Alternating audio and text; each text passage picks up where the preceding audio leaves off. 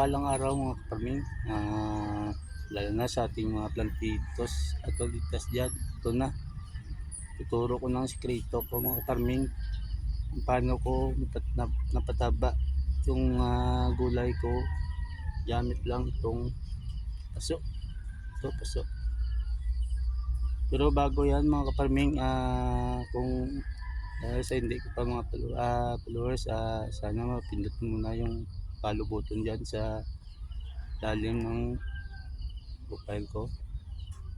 Sige, isa tayo mga kaparming. Itong paso na ito mga kaparming maliit ay may lupa na. Halos 1 year na siguro ito nakastock, pero lagyan natin ito ng ng buto maya. Siyempre ito lang din yung lupa ang gamitin natin na balik natin dito.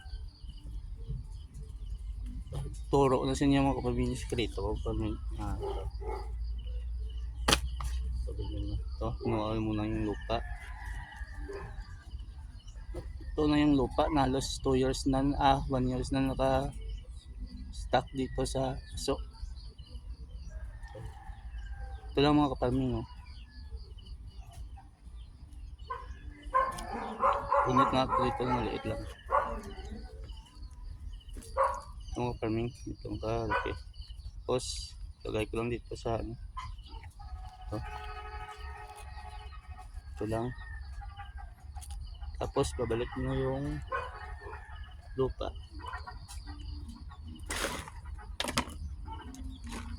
Ito na kaparming, binalik ko ng lupa. Tapos yung foam na nilagay ko dito sa ilalim, dyan sa ilalim. Dito lang.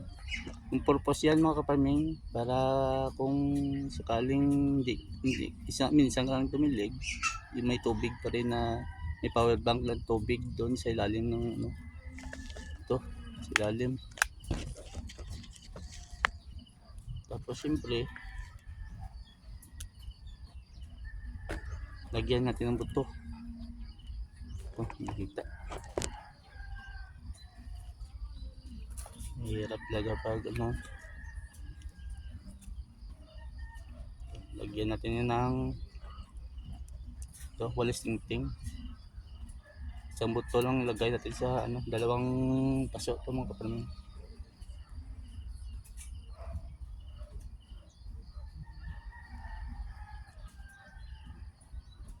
Natin ng butas, tapos lagay natin to para malaman natin kung saan natin lagay yung buto ng ito. Pitsay lang yung pitsay sa 20 days siguro or mahigit bago i-harvest, okay na ito. Hindi mo makita yung buto ng pitsay kasi masyado maliit, parang buhangin.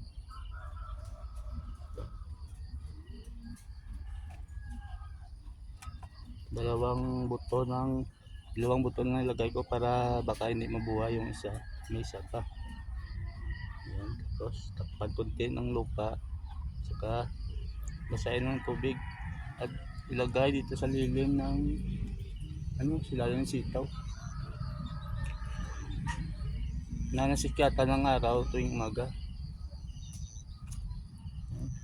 So, yan din, ulitin natin ito, gawin natin dito sa isa pa. Ito yung lupa, ganun din gawin. Kuha kayo ng foam. Kung wala kayong foam mga farming, pwede naman mga dahon, mga dahon ng damo, ganito. Yan ilagay din sa ilalim. Ano ito? Pataba pa to sa sa lupa din. Yung mga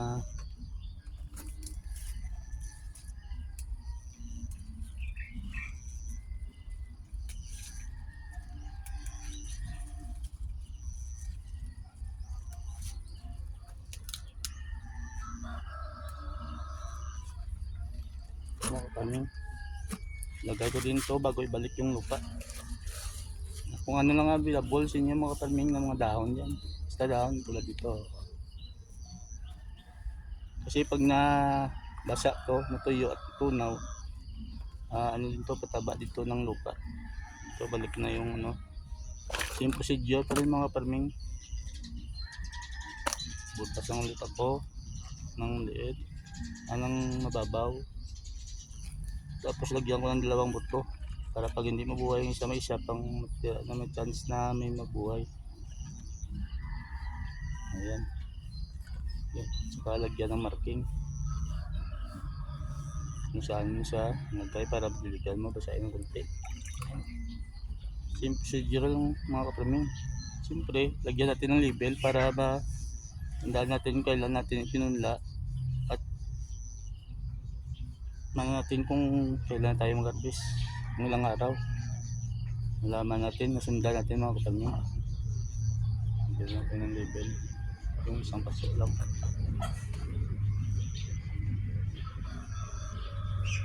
Ngayon, January 31. Nakikita.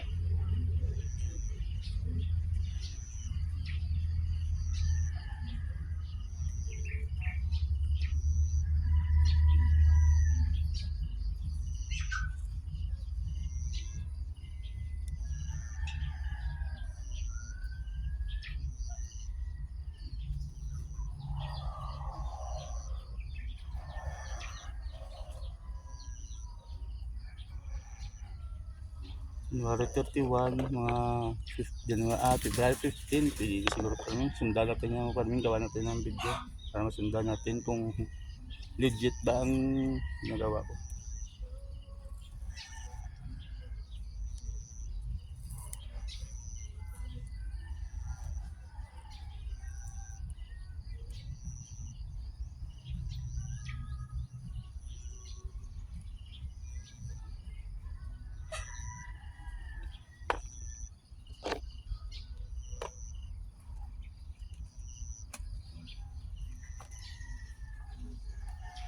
Yan lang mga kaparming.